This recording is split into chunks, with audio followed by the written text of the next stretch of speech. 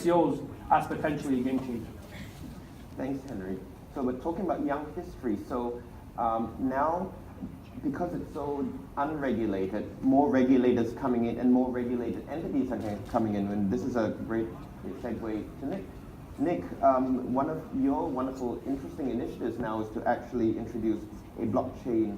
So you're from the Gibraltar Stock Exchange. So it's a stock exchange that wants to introduce a blockchain exchange board. As I understand it, one for utility tokens and then one for security tokens. Could you please shed some light in terms of how you're thinking about it and trying to address some of the needs in a space? Sure. It's interesting. We're only an hour and a half into the week, and already you're hearing disclosure, governance, action, change, bad apples, and all these sort of buzzwords. And I was particularly interested in some of the things Bart was saying. There is a need for action, and how we're going to implement change. And our regulator is almost as cool as Bart. So almost, but not quite. But let me tell you what Gibraltar is doing. First of all, at the national level, what Gibraltar is doing is in January, we implement our new regulations, DLT regs. It's the first jurisdiction in the world. And as part of that change, the National Stock Exchange, we want to implement a couple of things. First of all, what Ruben said, utility tokens, we're launching the Gibraltar Blockchain Exchange, which will launch in December. And there's a lot of similarities to our main market. It is a rules-based system where sponsors can join the exchange. Sponsors can sponsor an ICO based on rules driven by the community. And basically, utility tokens have a safe harbor, a crypto harbor in Gibraltar, where it is a national licensed exchange offering certainty and surety with regards to rules. So as an issuer, what do you get? Well, you get a kite mark and you get access to a KYC AML pool of investors. As a sponsor, you get to basically be able to increase disclosure and transparency and certainty and investor protection. And as investors, well, you get exposure to a utility token that effectively has a kite mark. And those, I think, are really important drivers for us. So the things that Henry was talking about in terms of governance, they're absolutely vital. And it's what we do for a living every day. And then in 2018, we want to move into the main market, where we'll basically have securitized tokens. So if you're a utility, come to the GBX. And if you're a securitized token, come to GSX. So we're honored to be here. But equally, we want to invite people here to participate in what we think is a really exciting revolution. So thank you. Thank you so much, Nick. So, I mean, I used to joke about 3 or 4 years ago, if I were in a circle of people from fintech, there are relatively few lawyers, right?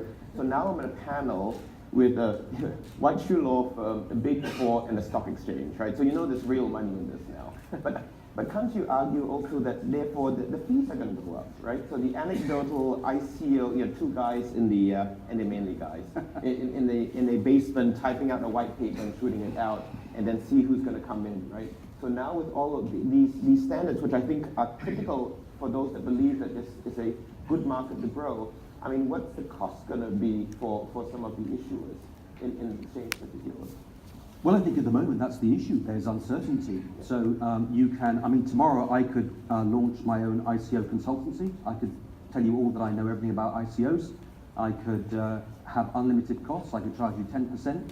There's no guarantee whether the ICO meets the technology audits. There's a lot of question marks over the challenges, and investors could end up getting scammed, and we've heard about that. So in my view, I think what happens is when you create a marketplace where you have a collective pool of high-quality lawyers, high-quality accountants, high-quality service providers, etc. I'm not saying the costs become commoditized, but you end up with efficiencies of economy. That's good. So in the US, there are other interesting initiatives along those lines too. So Overstock has now announced the launch of T0. So T0 is going to be a ATS, an automated trading system. Think dark pools previously used, but now specifically for the token space. I wonder whether you could discuss that a little bit, Ruben, and both of you as well, Nick, in relation to the other initiative in this space, which is the decentralized crypto exchanges. So previously you've got centralized crypto exchanges which may not be regulated, but now you've got decentralized ones, quite a few ICOs in that space as well, and how that comes in the mix.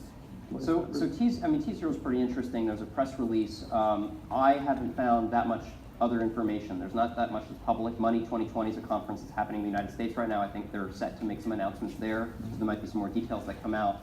From what my guess is, the focus there is going to be on tokens that are doing the same thing as security. So a representation of equity or debt in a company or something like that, but in token form. And that seems fine. It's not crazy. It's just, let's make it a little bit more efficient. What I don't think is going to be able to happen on that platform, at least in the near term, is utility tokens, because I just don't think it works under U.S. laws. I don't think anyone has thought that through. But nevertheless, I think it is likely that what they're trying to do is beat the existing U.S. national securities exchanges to the punch of using blockchain technology. And a lot of them are focusing on this area. The New York Stock Exchange, NASDAQ, all have their little sort of private pet projects in that area. And as does Hong Kong, to be honest. Right. Hong Kong. So, Yeah, I think what we've tried to do is to look at the challenge with decentralization is currently there are no best practices and they don't exist. So I think from our perspective, rather boringly, we think the evolution is first centralized exchange, where you can have governance and best practices which uphold the standards globally. But decentralization is probably the future. So we think probably 18 months to 2 years out, we'll need to migrate to a decentralized structure, and hopefully by then, I say hopefully, probably nobody in the room agrees with me, hopefully by then regulators have caught up and there are best practices and global standards on disclosure and transparency and investor protection and all the things which keep us awake at night. So decentralization is the future, but I don't think the technology or the best practices are currently in place to support either securitized tokens or utility tokens. I just don't think it's there yet. I love that the future is 18 to 24 months from now. That's how fast. Used to be 20 years. Exactly. that's a few lifetimes, literally, right? Decentralized exchanges are kind of interesting. I think they're going to pose a large challenge to regulators and to law enforcement, because if you look at a lot of the actions around the world, for example, the BTCE was a European exchange that got shut down. It's those exchanges are the ways that law enforcement, both the United States and other countries, end up cracking down. And if you have a decentralized exchange, it can be quite difficult. And so I'm not quite sure what's going to happen. It'll be very interesting. So every day, just today, somebody sent me something from London. So there are lots of self-regulatory initiatives here because of this issue. And so to end the session, I want to do a kind of a quick quick fire round of questions to everybody. This is in spirit of following up with Bart's challenge. Kind of 2 sentences from each of you regarding certain elements of best practices in the marketplace. Maybe we'll just start, we'll go this way, relatively quickly, okay? So firstly, biggest risk faced by issuers? I think they're going to get sued up the wazoo. I would say it's the other bad apples who may contaminate them indirectly. I'm with Ruben, they go to jail. Biggest risk to purchasers and investors? They get fleeced. Not doing the deed. A waste of money. So project stage that should be going to ICO, pre-product or anything goes? I think anything goes as long as you're comfortable with the risks. My sense is, have an alpha at least. Otherwise, what you're doing is setting yourself up for failure. You're going to have so much regulatory risk that there's just no possible way that you can even comprehend the amount of regulatory risk. You're just rolling the dice on an idea and a company that could have actually had real legs, and you might be undercutting yourself. Yeah, I kind of call this, previously with Kickstarter, it was crowdfunding for hardware, now it's crowdfunding for software, right? So Henry, I meant post-product. Yeah, I would say at the MVP level, actually, not because of best practice, for actually regulatory reasons in the US, actually mainly driven. We're having a token that is out before the MVP utility being built. I think there's a balance here between investor beware, putting the risks that are properly disclosed, and that may be appropriate to not actually target the US at all or other jurisdictions. So to come to market, you've got to have a load of legal opinions in different jurisdictions to make sure that you're categorized in the right category and it fits all those things. So investor beware as well, but market should decide. Access, so accredited investors or retail as well? It's a tough one. I think probably accredited investors is where I would see things going. Again, I think the challenge in today's industry is my fictional investor, Mrs. Miggins, doesn't really know what she's buying and selling. And unless she understands how to read a white paper, which she might not, you're asking for trouble. I think it's going to go for both. For one reason, the utility does not work if you only have professional investors who are not going to be using it. Let me turn the question a little bit. I think whether you're a credit investor or a retail investor today, there's just zero information in these white papers that lets you make decisions about what. I mean, I read these things, and I am a native speaker and reader of the English language, and I said I'll just read 20 pages of gibberish. I don't understand. It's just buzzwords. So how are you supposed to make an investment decision based on that? Governance. Right. I used to draft prospectuses, right? And I read these very interesting reads. So next, disclosure. Should there be minimum standards for disclosure? I think that people should realize that they already exist, but so there are existing rules in the United States, and whether you're a security or not, there are similar standards under both the CFTC's rules and the SEC's rules, and this is a fairly new development that the CFTC has expanded powers for sort of non-security tokens, and the similar standards apply. If you make any material misstatements or material omissions, you can get sued by the agency. And there's also private rights of action, so your investors can sue you. And I think that you're likely to see class actions and other lawsuits in the United States on a lot of ICOs that don't have good returns. I would agree, but in a different way. I think it's really going to be the driver will be the market. Whereas as somebody wants to purchase a token, unless there's enough disclosure, you're simply not going to invest. So the market actually will determine that level of disclosure that is done. Listen, we're in the EU National Regulated Exchange, so we live in an absolute directive-heavy world where the Prospectus Directive is probably one of the most robust directives in the world, and the disclosures that you have to put in there are almost borderline over the top. So we've taken a lot of that position, and again, it's basically just, does the investor have the information the investor needs to make an informed decision? And that's the problem with the white papers.